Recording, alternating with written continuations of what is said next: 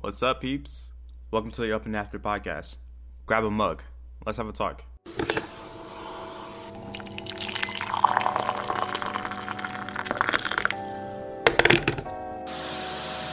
What do you want? It's too early for visitors. I then awake as refreshed and recharged as a newborn child, ready to take on the day's challenges.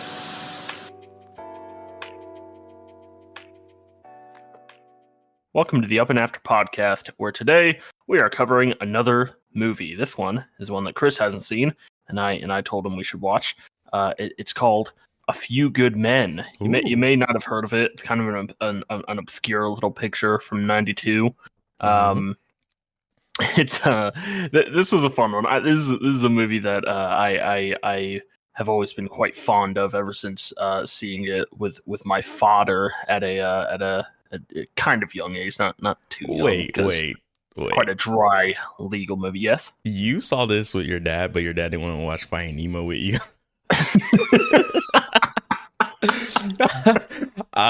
Yeah, okay. I had a very hard childhood, Chris. I hear your dad was Jack Nicholson. Sorry, go ahead. God, that is a horrible insult. Yes, this is I really like this movie. And I mainly want to let you talk because obviously this is one you hadn't seen. Yeah. And obviously I was maybe going to save it for when we inevitably do Tom Cruise month, but I decided maybe not, because I actually did really want to sit down and talk about it a little bit. Why don't you go for it? Yeah, I think Tom Cruise month is just going to be dedicated to nothing but Mission Impossible. So there you go. Just gonna do all the Mission Impossibles. Yeah. Oh my god. Yeah, we get to see the fucking shotgun reload arm thing from Superman himself. But yeah, like, dude, you hear like, this is one of those movies that obviously like a classic for a lot of people, especially in like the film world, right? I remember like my acting teacher like brought up the Jack Nicholson scene when he was like teaching us or whatever.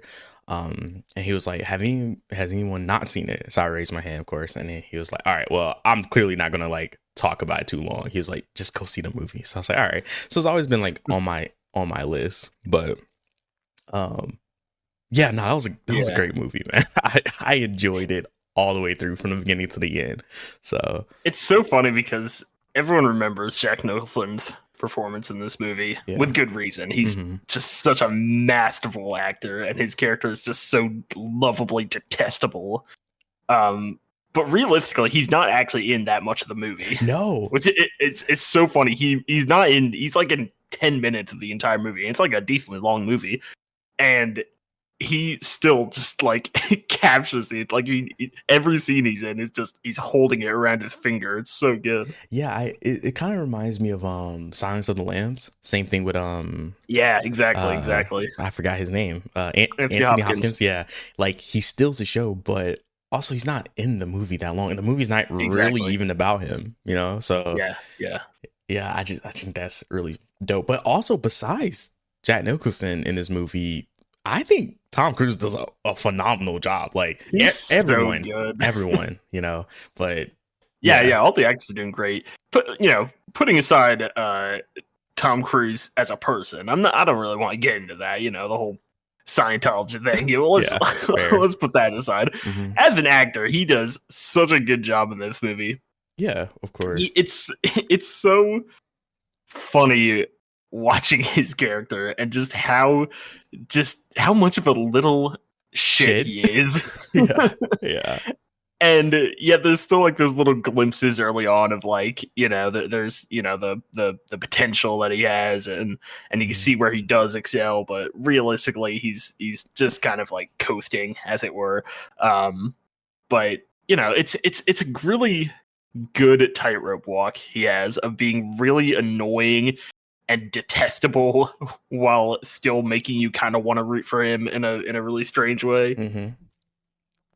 Yeah, it's good. I didn't I didn't know what I was like Tom Cruise character. Like I didn't know anything about his character. So going into this, I thought he was just gonna be like this, like really good at his job, and then he has this one case where he's like kind of stuck, you know what I mean?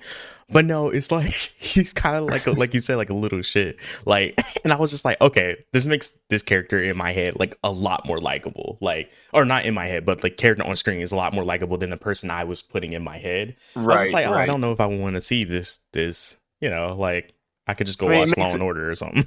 Yeah, it makes it kind of that's a whole other can of worms. It makes him kind of an underdog in a way where, you know, they make it clear like, yeah, he's gone through, you know, 40 plus cases in the 9 months he's been here. It's like, yeah, they've all just been plea deals, you know, he's never even set foot inside a fucking courtroom. And now he has to do that for the first time because he finally finds a case that he actually wants to fight for, you know. It's oh man. And I like, even that's like a grain of salt of like, or not, maybe that's not the right wording. But even that, like, he's not necessarily wanting to at the beginning. He's like very adamant about I'm just gonna fool around and he's gonna plea him out, and he's gonna do it the same way he did every single time. He's gonna plea him out and get rid of him. But you know, the culmination of factors and the other characters trying to, you know, push him to a point where he actually wants to, you know, fight for it. This movie, I don't think I need to say this, but the U.S. Marine Corps did not really like this movie that much. Oh man, I wonder why. And I kind of you know, it's interesting trying to look at this movie from the perspective of, you know, and like you mentioned Law and Order earlier. Law and Order is like prime fucking, like, you know, if you want to use the base term, propaganda material, as it were. You know, someone who's very supportive of police officers, and every single story is always about, you know, people doing crimes and then the police catching them, and they always get it right, and then they put them away by the end. You know, right? I do want to give a little pushback and say, though, there are a lot of episodes where the cops don't like win or don't solve the case, or they do, but there's still other things like, you know, like like loose ends, basically. I would say, like, I guess, but I can think of a couple episodes like right off the top of my head, like, yeah, but like how many episodes are there where, you know, they get it wrong? You know? Or they get it wrong? Okay, yeah, they get it wrong, and like the person who is, you know, under the person who's under suspicion or is being prosecuted is like actually innocent. You know? and stuff, like little stuff like that. Like the fact that never happens in the show, and not that I've seen every episode, but the fact that like you can't really think of any moment where that happens is kind of disproportionate to the actual. Right. I still think it's propaganda. Don't get me wrong, but you know, I do think they sometimes are like, okay, well, clearly there are issues in the system sometimes, and fair. But yeah, obviously. There's bigger things. As it translates to this movie, like I like how, you know, it's clearly criticizing this, like the Marine Corps code of conduct, you know, and how much, like, I don't know if extrajudicial is the right word, but how much like inter-corps violence there is as a means of trying to keep people in line and stuff. Like, it's a big criticism of that, but it still does play it in the, like, you know, play into the I mean, the title of the movie is A Few Good Men, you know.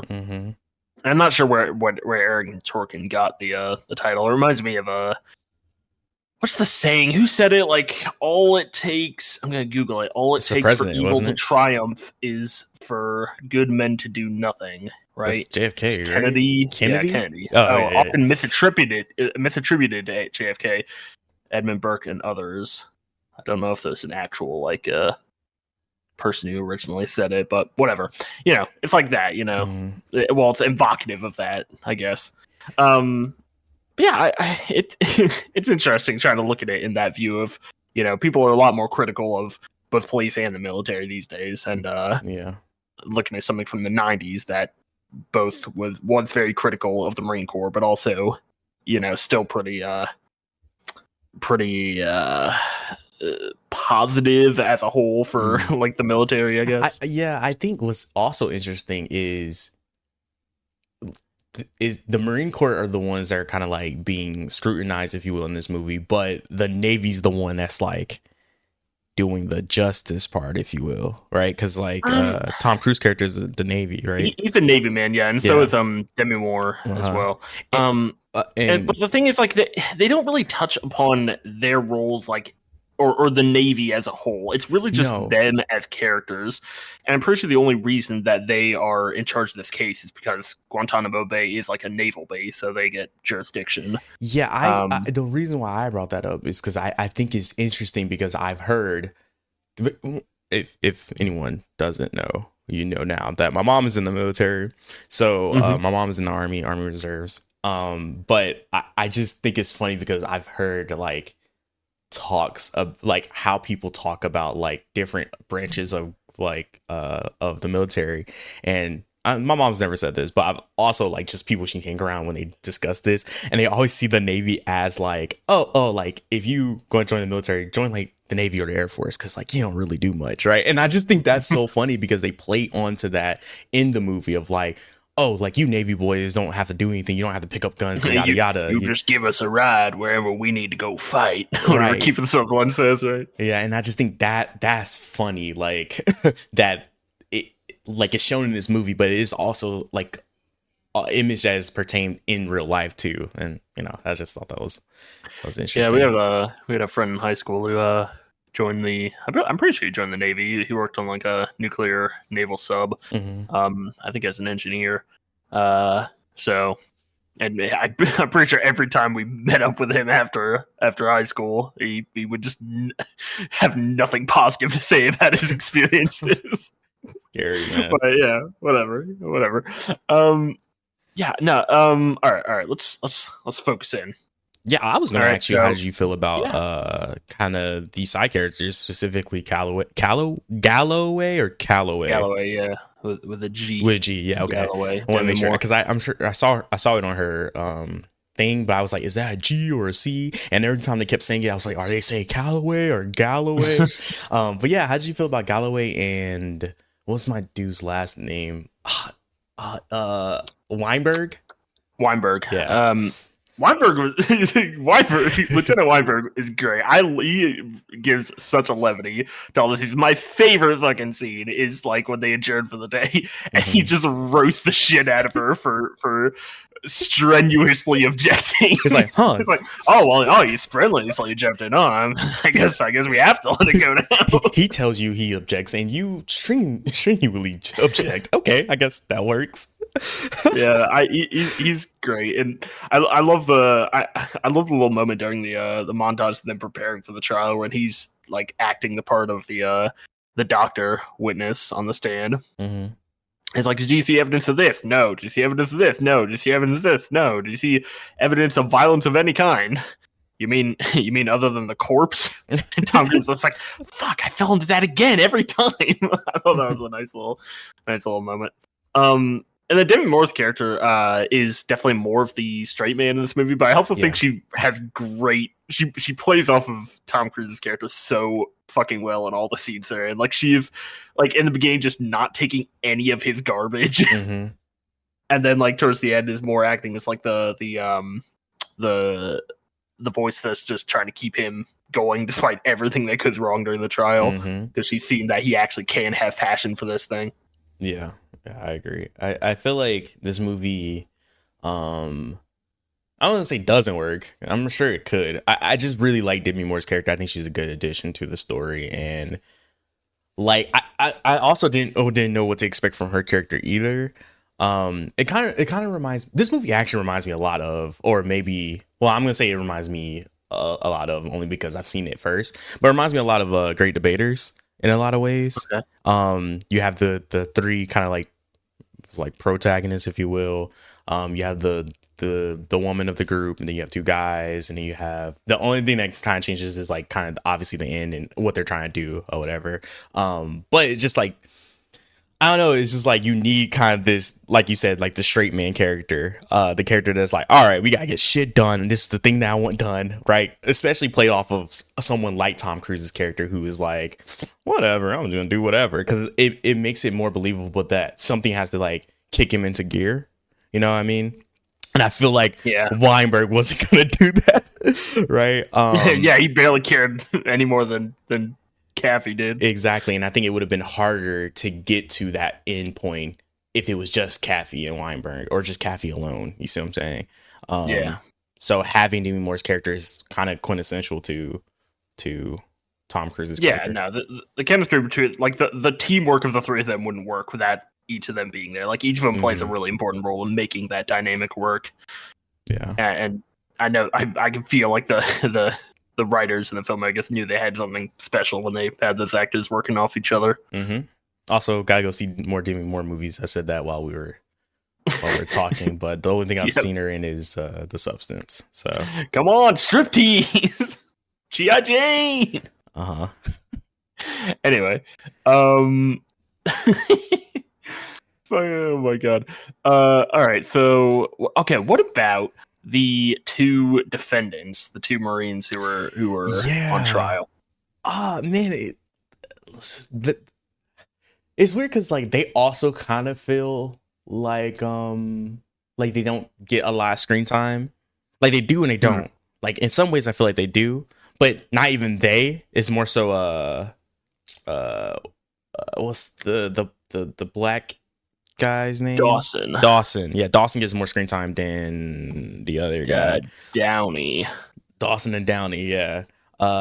Downey barely speaks. And he kind of leans on Dawson to kind of like be the mouthpiece. And I think that dynamic is cool. Yeah, but how I feel about them, I thought it really was cool once Dawson started to like kind of speak on the reasons why he did what he did and how he feels so adamant about like I'm a Marine. This is what we do. This is our code. And I was like, that's really interesting. I like how they're playing into that. Yeah, I thought it was interesting because the movie is obviously very critical of the organization that can end up with a situation like this happening. And yet, you know, you still have, excuse me, you still have Dawson who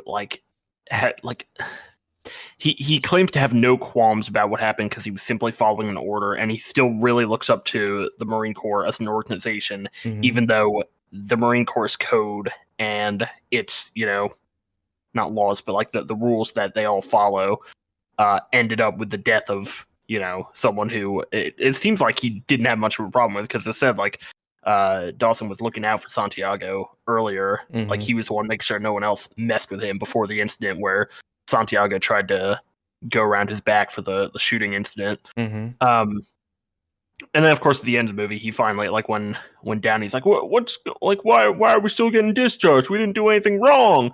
We didn't do anything wrong. I like that bit there. And yeah, he's finally like, yeah, no, we messed up. We should have protected Santiago, but we didn't, you know? And it's very interesting how they wait till the very end of the movie for him to finally start like kind of questioning, you know, the actions and the code he followed to lead up to that point. The morality of it all.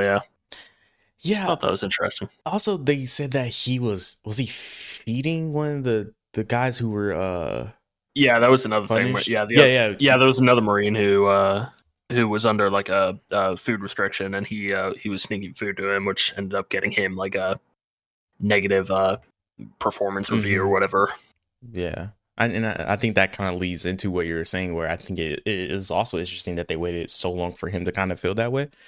I get the feel. You know, you get the feeling based on those two stories, like him protecting Santiago and him sneaking food to the other Marine who we didn't see, that like he clearly, you know, it seems like he would more vocally disagree with the idea of hazing or code reds or whatever. But maybe it was just like you know, once he finally was given an order and he went through with it and it ended up with the death of his fellow Marine, maybe it was just like all that guilt. He didn't want to try and like, you know, he wanted to try and justify it rather than accepting the fact that the Marine Corps that he's devoted his entire life to like is wrong in a way. I think what leads or what kind of feeds into that idea of him trying to justify it is the whole like Colonel, what do we do after? Like if this all like, once we take the plea deal and we go through with it, then what, right? I think that was kind of like almost feeding into the justification of like, well, we have to be innocent, because otherwise it's like it's a sunk cost fallacy, I suppose. Yeah. Yep. Yeah.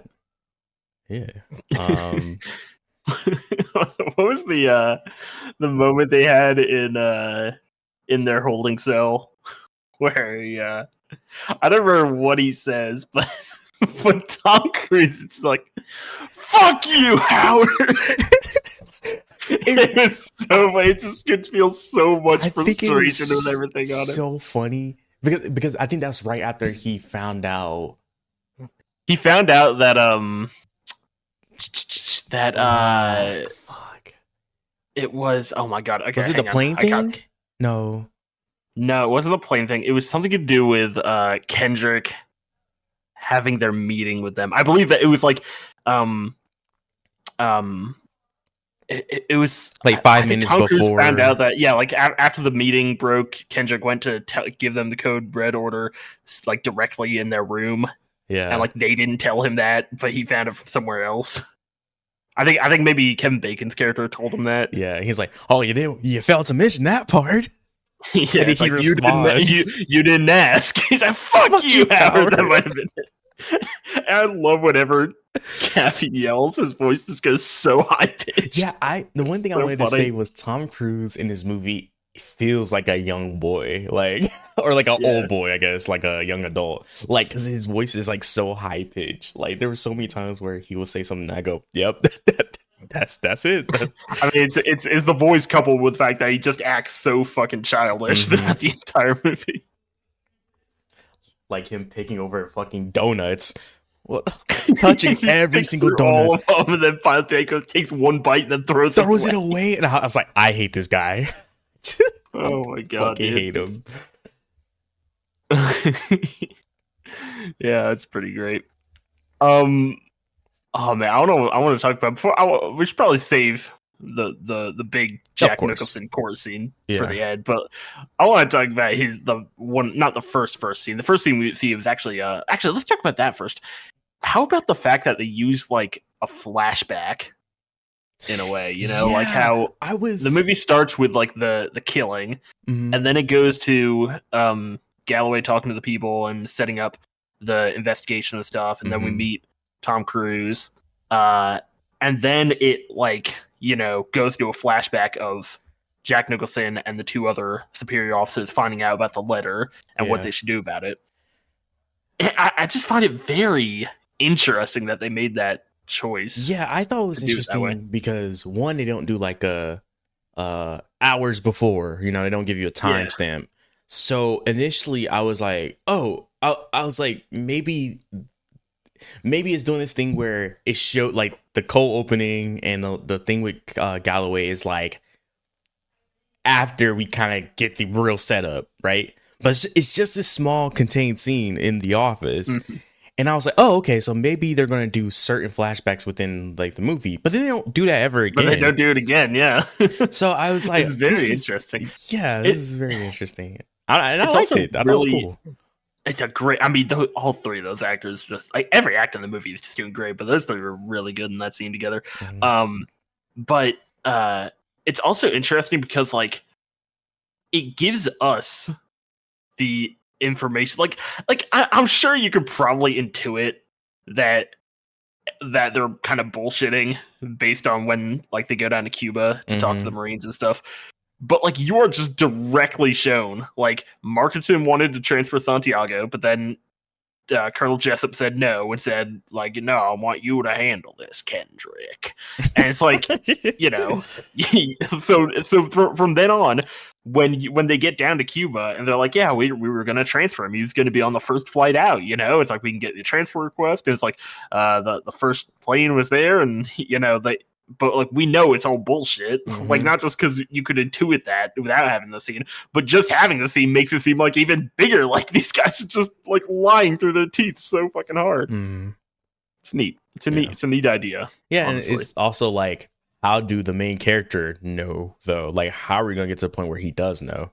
Especially because we spend so much time without seeing Jack Nicholson's character. So it's like, where is this gonna go? Like, how are they gonna find it? They're gonna need to call the president. Yeah. Well, it's neat because you're wondering if Kathy cares enough to like even try and put the pieces together. Like you see him, like they take him to Santiago's room, and he's like looking around, and he's like, "All right, I've seen enough. All right, let's go." And Gallo's like, "Are you even gonna try and investigate?"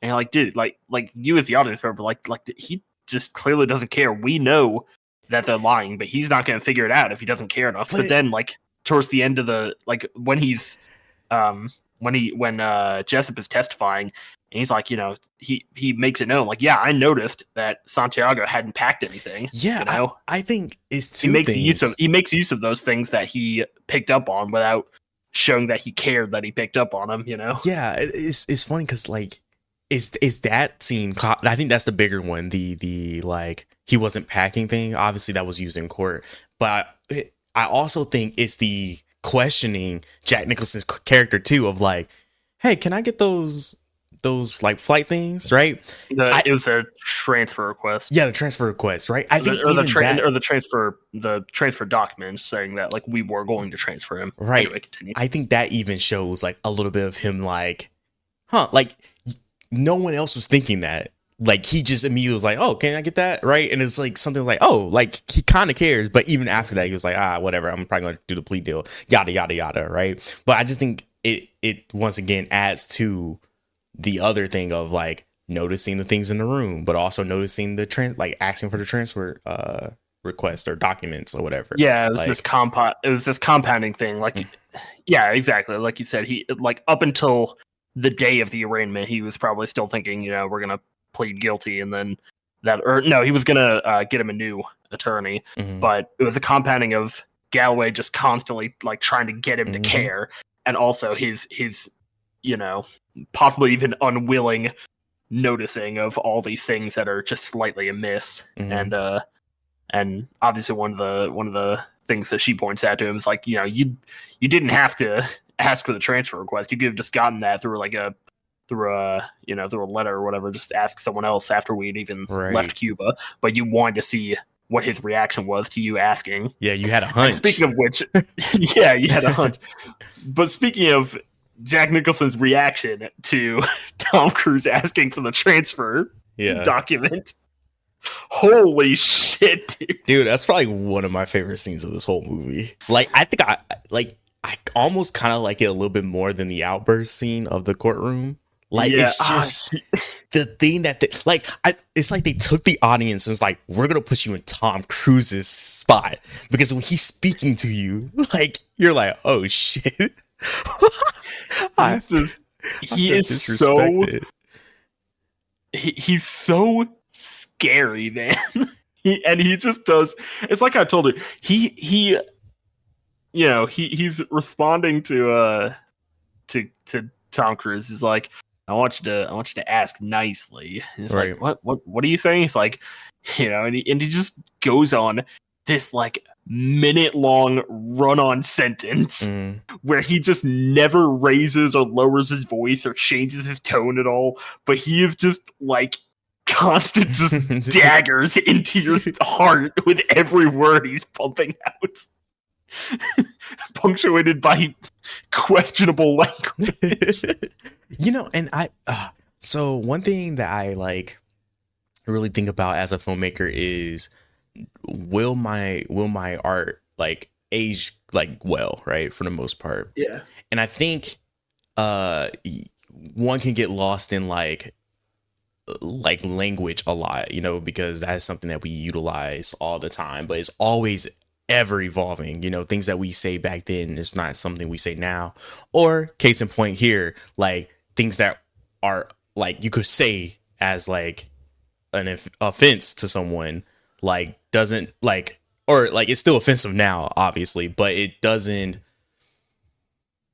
Maybe you wouldn't write a character to say something like that, but I think that because that is so offensive, it's offensive to the character in the movie, but it's also offensive today, which makes Jack Nicholson character feel like the bad guy, right? Like so it ages right. So it ages gracefully because the like translation of that word hasn't changed, right? It was offensive then, it's offensive now, it's even more offensive now. So now I detest him even more, and I just dude, it's good shit, man. It's good shit.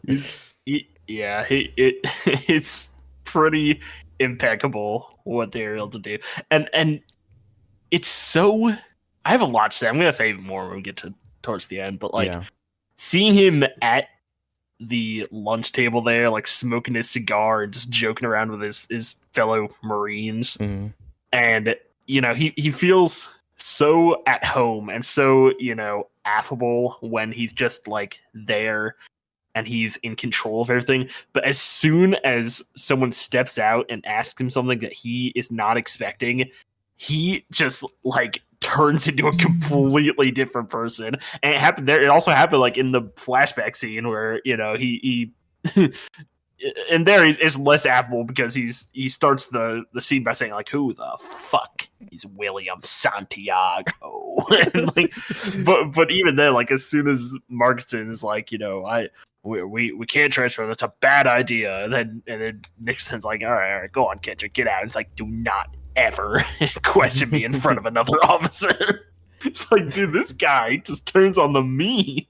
Yeah, I also think, as much as I love Jack Nicholson's like dialogue acting, his facial acting is so great. Just look, and I know we're gonna get to it, but like the looks he was giving fucking Kathy in the courtroom, like just like, you little piece of shit. Like it's just, you can see it without him even saying it. I'm just like, dude, this guy, man. Yeah.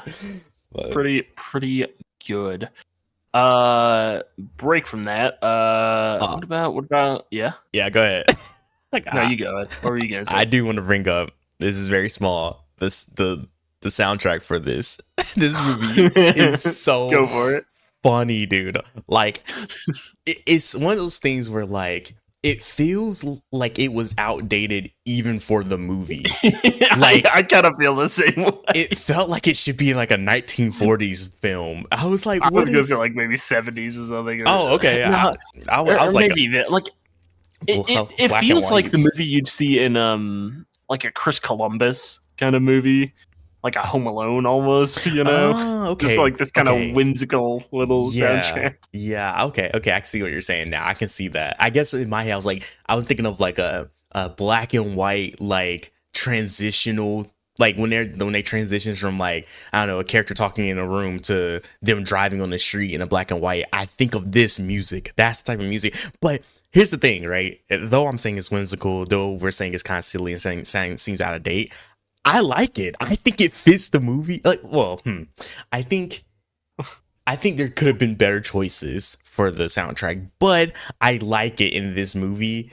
I think is funny, even if it wasn't supposed to be funny. But the moments where it's like serious, I do kind of like the little like doom doom doom doom. Right? It's just like, I don't know, it fits and don't fit, and either way, I enjoyed it. It's memorable, at least.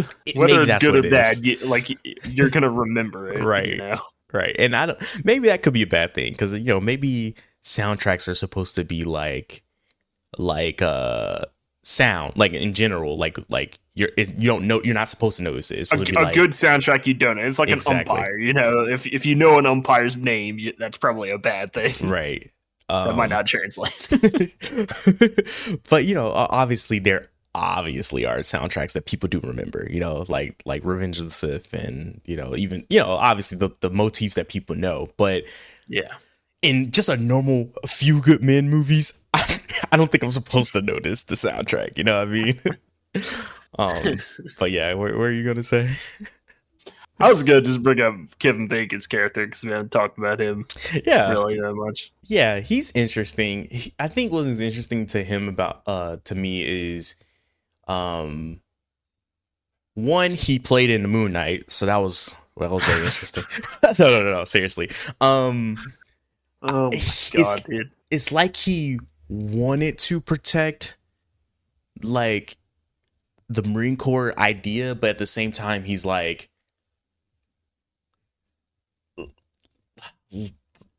but I'll also stay on the side of justice. But he does like, I don't know, it's very interesting. And it's kind of like, I guess, how I feel about lawyers in general, of like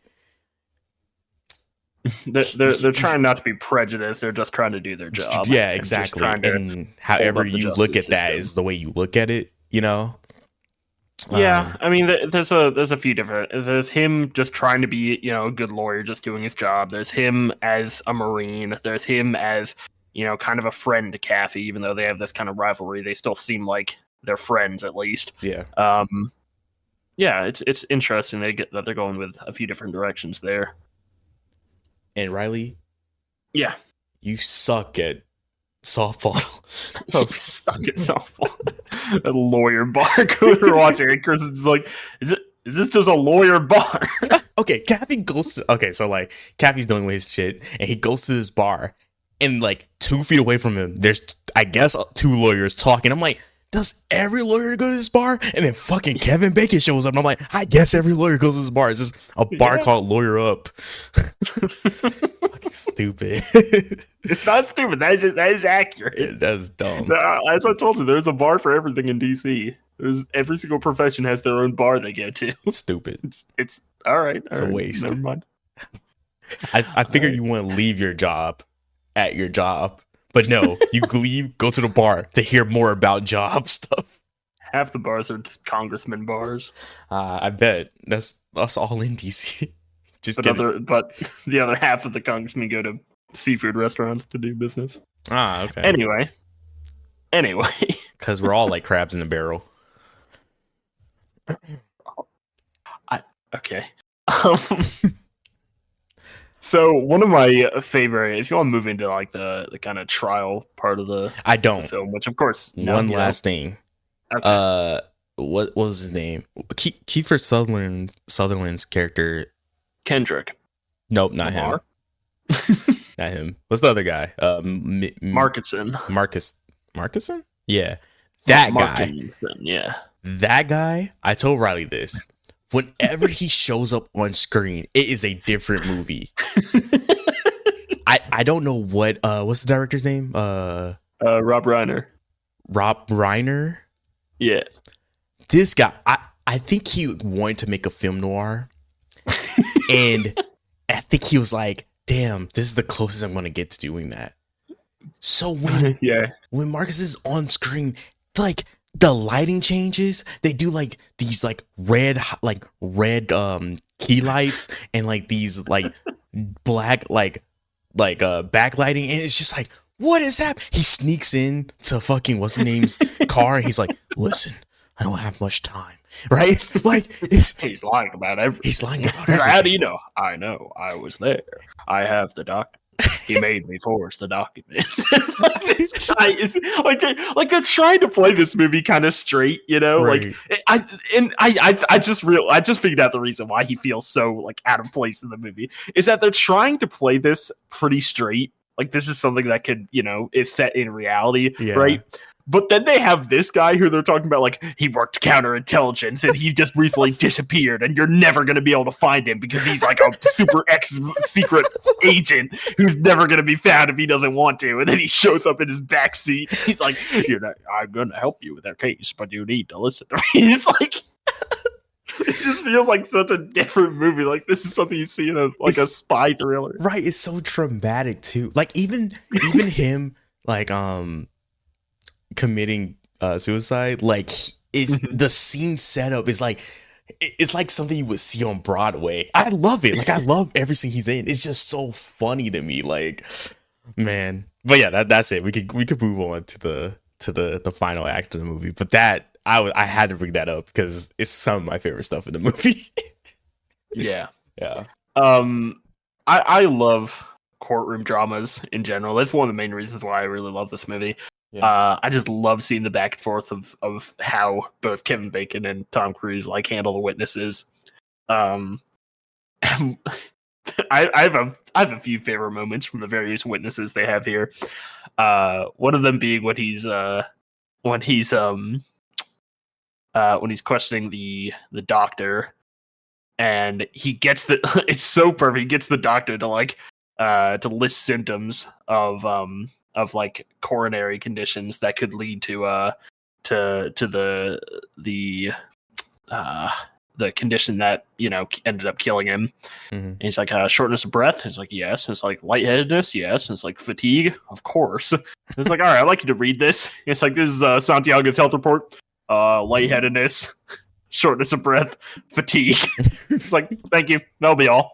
And he just goes back to his seat. It's just such a perfect little like moment. It's so good. I feel like they keep that up too, because there's a lot of moments where he'll go up, ask one question, and he's just like, all right, we're done.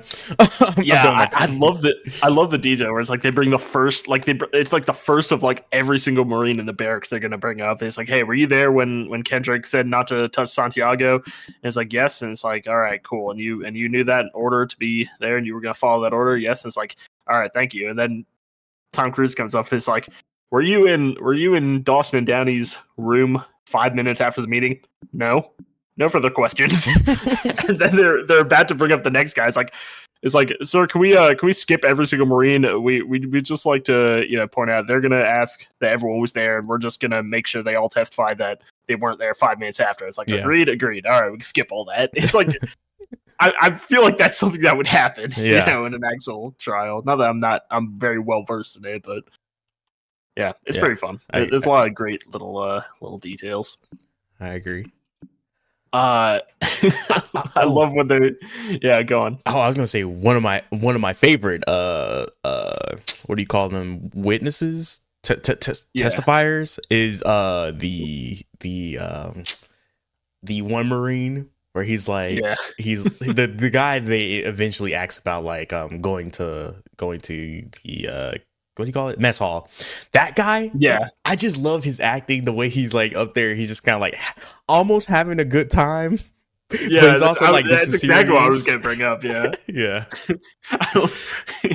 Corporal Barr. It's like Kevin Bacon yells his name across the court. And I love they do the whole song and dance of like, is term code red in this? All right, well, it must be in the Guantanamo, manual here. And it's like, no, it isn't. That's just a term we use. And then Kevin Bacon's walk back, and Tom Cruise gets up before he's even back his desk, gets snatches the book out of his so hand. Smooth. Can you tell us where the mess hall is? Where in this manual does it tell you where the mess hall is? It's like, it's not in there. And it's like, huh? His face. He's like the most shocked face. It's like, what? Well, how are you supposed to know if it's not in this manual? It's so good. It's so funny because the testifier, like the fucking private, he's kind of like the witness. Yeah, he's like, he doesn't go like, oh, like we just know. He goes, I guess I just followed the others. I just follow everyone else. It's like, no further questions. He's like, oh yeah. Oh my god. One thing that I'm always shocked at every time I watch this movie, you were like, man, Downey's gonna fuck them in this trial. Yeah. You said that, and I knew what was coming in like the next 2 minutes. Yeah. But it always shocks me how they go through all this preparation, and not once did they find out that Downey wasn't actually there when Kendrick gave the order. Yeah. I was like, it was like, how does that even fucking happen, dude? And I'm like, did Dawson not say that to them either? Like, I guess that they made it clear they don't like tell them unless they're asked specific questions. So they might have mentioned at some point why he never brought it up, but like it just seems so crazy that had to come out like on the stand because like nothing. One thing you gotta know. How? Don't look at him. But like, one thing, in fiction, you always have these, they call them Perry Mason moments. You have these big moments that come out at trial. And that basically never happens unless you're fucking Alex Jones, in reality. But, and we got essentially two in this movie, one with Downey and one with Colonel Jessup. Speaking of which, I think we've gone through pretty much all the other bits. Yeah. You want to just talk about Jack Nicholson's tour de force in this movie. Yeah. I think Okay, so what I thought was interesting, like a little bit before that, is the whole witness thing. I was a little confused about that. The two guys The people who are at the Air Force Base. yeah, they were just supposed to be witnesses on the plane landing or leaving, right? That is that Yeah, what so okay. yeah, that's what they were supposed to be. They were supposed to basically come up and testify that there was actually a plane that took off from Guantanamo and landed at their Air Force Base, thus disproving what Colonel Jessup said, that the first plane was at 0600. Yeah. But I'm pretty sure he told Kevin Bacon at the end that they actually they couldn't recall.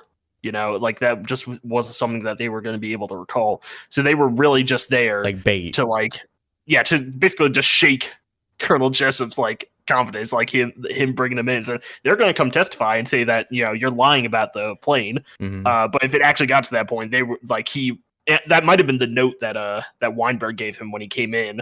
It's like they actually don't know, and he had to keep that under cool, Right. like he was saying during preparation. Don't ever let them see you shake or anything. Make sure you play everything off as if you knew what was going to happen. So He immediately walks over there, takes a sip of water, shaking like fuck before questioning Jessup. Yeah. and my God, dude, it's this just. I'm pretty sure the testimony of Colonel Jessup is 11 minutes in total, and it is just every single line. It's just, yeah, I'm pretty sure it is. It's just just maneuvering and make sure every piece falls into place. Mhm. And it's not just one gotcha moment. It's a few of them peppered throughout the scene. The first one I can think of is where it's is there a question in our future? And it's the close up of Tom Cruise. He's I was wondering why Santiago wasn't packed.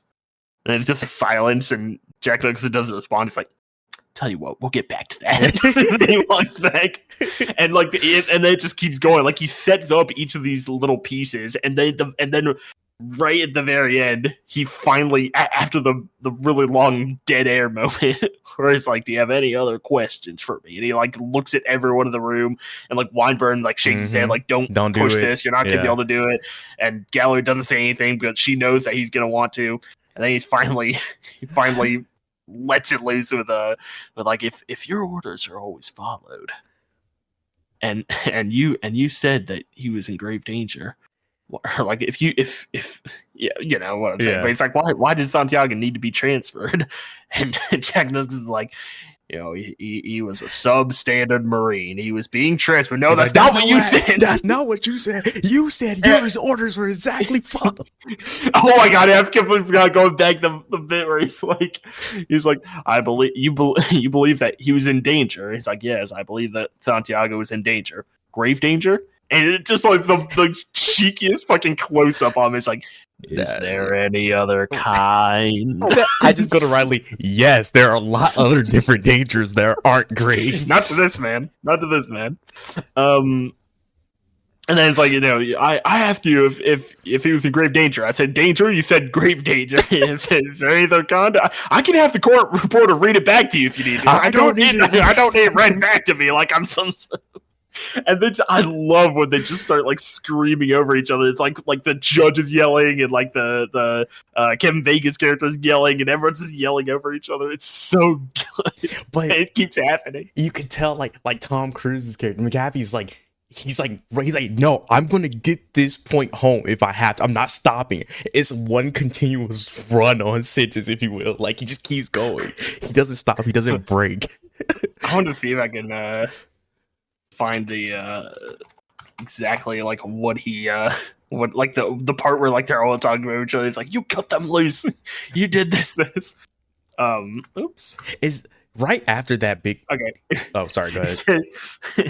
He says, Kendrick ordered the code red, didn't he? Because that's what you told Kendrick to do. And when it went bad, you cut these guys loose. You had Markinson sign a phony transport order. You doctored the logbooks.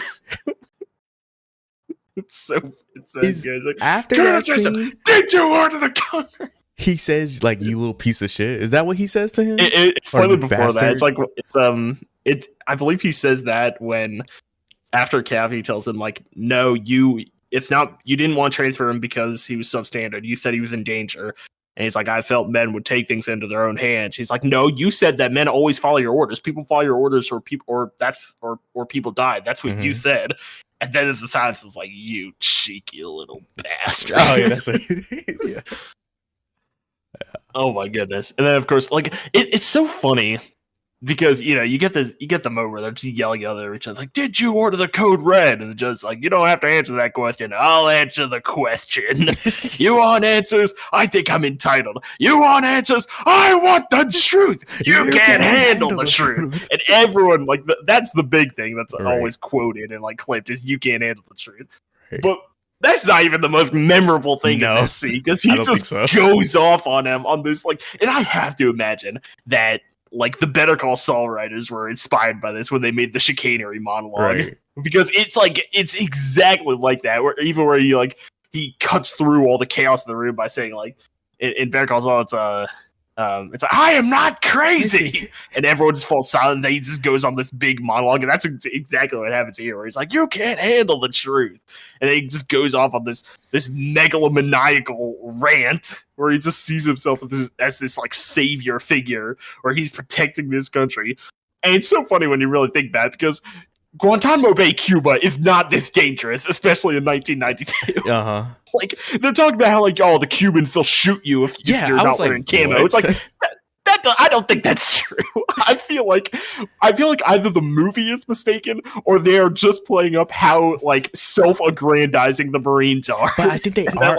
I think it's the second. I think is how because the whole film, they're like, oh, like, we have to do our duty, and it goes core. Oh my god, I remember core. It ended with like God Country. Unit Core God Country. Yeah, I think is what they said. And I'm like, all right, bullshit. Like, what? And it's. And like, he has this like way he's in Cuba. He's like, I sleep 300 feet away from people who would have me dead. It's like, dude, you are a Marine Corps colonel on the fucking Guantanamo Bay naval base. Like, you are not in. I mean, not that like the war like Afghanistan or happening any other time, but it's like you're not in goddamn fucking Nam. You're not in Nam. You used to be, surely, but it's just it works so perfectly because it really just paints him as this guy who is like a complete megalomaniac, but also he just has this such extreme savior complex where he feels like he has to be like the one defending America and everyone else is just getting in his way, and if people have to die for his cause, then so be it, Yeah, it's a lot of power tripping too. Like, he's totally power tripping. And it's so funny because if you were to watch that scene without like knowing the context around the rest of the movie, you might think like you didn't know where this guy was stationed. You might think like, oh yeah, I mean, this guy, maybe he's making sense or something. Maybe, I don't know how you would see it out of context. But it's just like, in context, it's like, this guy's a fucking nut. Right. Like, it's so crazy. To the point where he believes it so much that after everything is said and done, he gets something, he's like, I'm gonna leave now. What? I'm going back to my base. You clearly are under arrest. He's like, am I under arrest? You're charging me with a crime. And then goes on, it's like, you weakened a nation this day. You've weakened America, Kathy. It's like, dude, you are a fucking psycho. What are you talking about? What does Kathy say for him to say the piss in the skull thing? He goes, I don't think he says anything. I think it's just like I think it's just he's about to be arrested. He just lashes out. He doesn't say the and you're under arrest. That's at the end. That's after he does that, and then he goes off on like, you weaken a nation this day. Okay. Or maybe after he says he's gonna piss in his dead skull, and he's like, I'm a or no, he's like, don't call me son. I'm a lawyer and a naval officer, and you're under arrest, you son of a bitch. Oh my god, dude. Yeah. It's well known for a reason. It's just such an expert performance, and from all sides. Like, it's not just Jack Nicholson being as good as he is, but also everyone else like playing off him. I love after, you know, I love when it culminates in the like, did you order the code red? I did what I had. Did you order the code red? You're goddamn right, I did. And they hold on the silence there of Cavi just backing up, his eyes going wide, and he's like, holy shit, he just fucking admitted it. Like, he literally cannot believe that this guy just admitted this in court. And he has to quickly like recompose himself. It's like, please, court, I think we should, you know, let the members be released so we can order an article, whatever, you know, for the witness. It's like, it's so good. Yeah. It's very entertaining. And in like after that, a little bit, the calm down. The guys end up getting I wanted to say disbarred. Is that Dishonorably discharged? charged? Yeah, disbarred is lawyers. It's a lawyer. Yeah. Yeah. Dishonorably discharged too. And I guess I wasn't expecting that, but I'm like, yeah, I guess that logically makes sense, because one thing I was kind of like thinking like, well, but these guys still technically committed the crime, right? Even if they were following orders. Yeah, they absolutely, it's you know, that's something that I don't know if they really go too much into this movie, but like, if you as a serving member in the military are given an order that is unlawful, or that a reasonable person would believe to be unlawful, you have every right to refuse that order, you know? Mm-hmm. And they, you know, despite everything, they still, you know, ended up killing Santiago, even though they believed they were ordered to do, and they had to follow that order. And that's why they weren't charged with like murder or conspiracy to commit murder. But, you know, they still took part in like this dishonorable Marine Corps system that ended up with a guy getting killed. And they, you know, it's hard to say what would have happened to them in that kind of system that they were portraying if they had refused the order from Kendrick. But we'll never know, because they didn't. Yeah. You're goddamn right, they didn't. Answer the question, Riley. I'm gonna gouge out your eyes and piss in your dead skull. You fuck with the wrong Marine. It's like, this guy. It's so funny because he was so scary earlier when he's just talking, but once he gets to that point where he's struggling against people and threatening to piss in Tom Cruise's dead skull, he honestly just becomes so much more impotent. It seems like it's like a little tantrum he's having at that point. It's really fun.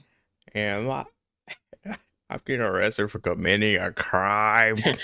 You're charging me with a crime. I was calling my sister. What was that for? I wanted to see if she would like to have dinner. Everything he says is so slimy, dude. I was calling the director of the CIA in Quantico. I want him to know I would be in town. Get Tom in here. Tom, put me through to the president. Tell him we're packing up. We can't do it anymore. Why don't we transfer the whole base? He's so extra, dude. Oh my god. Never mind, Tom. That won't be necessary. Don't get the president. Yeah. Oh, wow. I enjoyed it, man. Thank you so much. I'm thoroughly. I was gonna say surprised, but I was gonna. But I was just like, I enjoyed it thoroughly. Is what I wanted to say. Yeah, it's very fun. Yeah, very fun. Good romp. You know, I will watch it again too. Yeah, I have frequently seen this one just on a lark. I'll be like, oh yeah, let's sit down and watch this one again. We're reaching our hour mark, and I have a little small question for you. Okay. More of a gauntlet that you have to go through. Oh, geez, I wasn't prepared to go through a gauntlet. No worries. I think you'll get it. All right. So I have 4 lawyers here. Oh, I'm going to put 2 lawyers against each other, and then we'll have like a little bout, right? And you have to. We're going to get to the last lawyer, who you think is the supreme lawyer, right? Okay, so these are fictional lawyers, or are there some real ones? There is a fictional representation of a real person in here. Okay. So we're going with the fictional version of that character or person, if you will. Okay. Yeah. All right. First up on our little bout, we have Saul Goodman. Okay, fair enough. From Breaking Bad and/or Better Call Saul. And this is peak Saul Goodman. This is Saul Goodman. At the height of his power level. Yes. With all his resources. Yes. He actually has small mountain power level, so. Against Alexander Hamilton from the Broadway show Hamilton. Okay. Who do you think is taking that? So this is them. Like, do we know who's on trial and who's on defense? Oh yeah, Saul Goodman is on defense. Alexander Hamilton is persecuting. Saul Goodman persecuting. Saul Goodman wins. Okay, he can work around the legal system. He's got it. All right, and Hamilton can't even resort to violence because we know that he would just throw away his shot. Of course. Okay. All right. Sure. Thank you for that.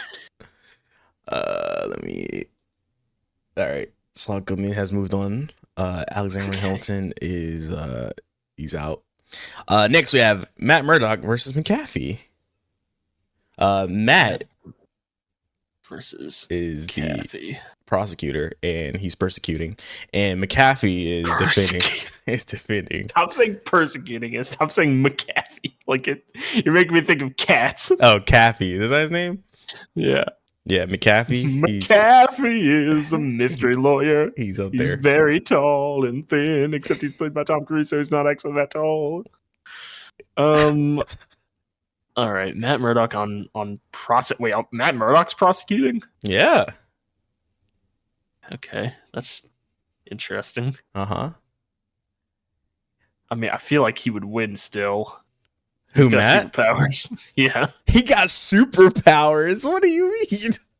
I mean, he is known to use his Daredevil powers in the courtroom. He's like listening to Caffey struggle to drink water. He's so nervous. He turns to Karen. We got him on the ropes. One of my favorite moments from the Ben Affleck Daredevil movie. Yeah. Is in like the courtroom scene where there's like the rapist on the stand. Mm-hmm. And he's like, the rapist is like, he like sees the victim in the courtroom. He's like, "Is that Miss Sutton? Oh, Miss Sutton enjoyed every minute of it." And they like pans over to Matt, and he's like listening with his like heartbeat detector. Yeah, and he's like, "Oh, I can tell he's like, you know, he's lying or whatever." And it's like, "Oh yeah, we couldn't tell that this guy's definitely shady from just the obvious shady behavior he's got." Just makes Matt Murdock seem so fucking stupid that he needs to use his superpowers on this guy. Anyway, yeah, I think Matt Murdock wins that one. All right, okay. So McAfee is knocked out. Actually, McAfee is going against Alexander Hamilton. Who wins? On the losers bracket. Yeah, loser bracket. McAfee and Hamilton. I don't fucking know, dude. I'm gonna say Hamilton. What? Listen, Caffey got lucky here. I still don't think he's a very good lawyer. Oh, he's not a very good lawyer. Let's be honest. He's not a good lawyer. It's insane. Here's the thing. Well, okay. Here's the thing. If we're dealing with the fictional version of Alexander Hamilton, we didn't really get to see him do that much lawyering in the show. So exactly, fine, we'll give it to Caffey. All right, we'll give it to Caffey then. Thank you. All right. Caffey versus Saul Goodman. Wait, we're doing round robin. What the fuck? Caffey, Saul Goodman. Saul Goodman. All right. Saul Goodman versus Matt Murdock. Matt's defending. I think Matt would win. Like, Saul Goodman has his crazy workaround to the legal system, but I'm arguing. Matt Murdock is going to use his powers to fucking, like, Nah, I go think after Saul the wins this. dirty witnesses and stuff. All right, sure. I think Saul plays too He's dirty. the magic man. I He think plays too dirty. Yeah, I think Saul can get his fingers on anything and anyone. And I I feel think like he Matt would find a Murdock way would- to sabotage whatever Matt has cooking. Here's the thing. I think Saul Goodman is used to going up against, like, you know, lawyers who still work within the law. Whereas Matt Murdock would just go after Saul Goodman after hours and threaten him, and Saul Goodman has never stood up to being threatened whatsoever. Yeah, He but would fold like paper. but he's also cheeky too. I feel like he could crumble then, but then he's gonna change up. Okay, Yeah. fair enough. I feel like Saul might get I think he could edge out Matt ever so slightly. All right. Also, Matt is not gonna like he doesn't know that Saul's like well, actually never mind. I was gonna say, is he just gonna pull up on like Matt is not known to just pull up on lawyers and beat them up just because he wants to win a case. You know what I mean? I mean, What? I don't I feel remember like that he in 4 would seasons. if he needed to. If he really needed to, I feel like he would. But he doesn't. That's so he's a good lawyer. He doesn't have to beat up guys to win. I mean, it depends on what medium we're talking about here. We're talking about Netflix's Daredevil. I mean, if we're talking Netflix's Daredevil, we're talking about the guy who decided to put Frank Castle on the stand for some reason, and then just didn't Whoa, expect him don't to go on say some for murderous some- rampage about how he's proud that he killed a bunch of criminals. Don't say for some reason like they didn't have every reason to believe that Frank would probably testify. It wasn't like Frank was showing signs of like I'm gonna fuck this up for everybody, and then Matt was like, "We're still gonna do it." Like, I feel like that's exactly what happened. I'm gonna be honest. I feel like Frank was just constantly telling them that he didn't regret killing any of them, and then they decided to put him up on the stand, and he said, "I don't regret killing anyone." no. And then they did shocked Pikachu face. All right. Shock Pikachu face. Matt turns to Karen. We got him on the ropes.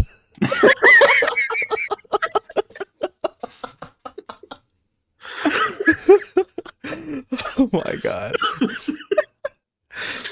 All right, fair. Matt takes it all. According to you. Wait, he does? Okay. Oh, yeah. Because you get to I mean- choose. It's not about me, but I'm saying I think Saul Goodman. I said. Oh yeah, Doesn't yeah. know. That's what I said, didn't I? yeah. Right. Yeah. All right. You said he would just beat Saul Goodman up. He wouldn't Kelly. beat- Yeah, he would beat him up. You're a dirty lawyer, and I'm not gonna let you do this to this trial. I got bad knees. I think Saul is oh, actually never mind, because that actually did it. Wait, no, I think Saul would be smart enough to know, like, Matt Murdock, is that you? No, I don't know what you're talking about. It is you, huh? Listen, if you don't let me win this case, I'm telling people about your secret identity or whatever. I think Saul Goodman wins it, man. I'm just saying. All right, we'll leave it to a toss up. All right. Is anyone around we can message and ask? Ooh, let me see. Let me call a lifeline. Who are you calling? Who wins? Do you want me to? Are you messaging Max? Yeah, court. Okay. Matt Murdock or Saul Goodman. All right. Hopefully he answers pretty quickly. If he doesn't answer, then Talk about it at the start of next time. yeah, exactly. You want to do socials until he messages back? Socials. Yep. Isolation on YouTube. Isolation on Twitch. I was planning on streaming recently, and then I remembered my internet problems I've been having. I thought maybe that's not a great idea, but once I get my internet fixed, I think I'm gonna go back to streaming a little bit, playing a little bit of Yu-Gi-Oh! Most likely on stream. Maybe some Terraria as well. I've been really getting back into Terraria. Hopefully the new update comes out at some point. They still update that game? But yeah. They've been working on the final update for the past like 2 years now. So Oh, that's good. Gotta take your time. every for time that they type say of they're stuff. doing every time they say they're doing a final update, it's never the final update. Yeah, 1.1 was supposed to be the final one, then 1.2, then 1.3, then 1.4, which they called Journey's End, and now they're doing 1.4.5, which everyone is theorizing they're just going to rename to 1.5, just like they did with 1.3. Okay. So, anyway, what are your socials? Rose-colored.boy on Instagram, Modern Day Age everywhere else, Modern Day Age with 2 E's on X, formerly known as Twitter. Yeah, just been cooking up short film stuff. I'll be working again on my short film on the 27th of this month, so that's really fun. I'm excited to finally get that out, or I'm excited to get it out eventually. But so far it's been looking really good. Shooting in black and well, I'm not shooting in black and white. One day maybe I will, but it will be in black and white. Yeah, that's Are you kind gonna of do the it. artsy thing where you make one thing be in color in post production? No, I'm not gonna do that. I had an idea Oh. about like doing that for something, and wanted to do it for this project, but since this project isn't technically mine, like I helped write it and I'm directing it, but like it was an idea of someone else. I don't feel right doing that. I already came up with the idea to shoot it in 4:3 and black and white, so I feel like doing like, oh, but we can make this one thing color is like too much, you know. So no, maybe later down the line. But I did light everything to be for black and white, so it's not like I'm just doing it just because. We are actually taking time out to light things depending on, you know, the black and white. Good. But yeah, here there's that. Let me see if Maxwell did not answer back, so I'll give you an answer next episode, which will probably be soon. If we could put 2 episodes out this month, that'd be nice. We'll be making up for lost time if it happens. Yeah, well, all we need is a few good men. Yeah. Terrible. All right. Well, that's fun. Yeah. See you next time with a new horror review, hopefully. Bye-bye. Spooky. Bye-bye.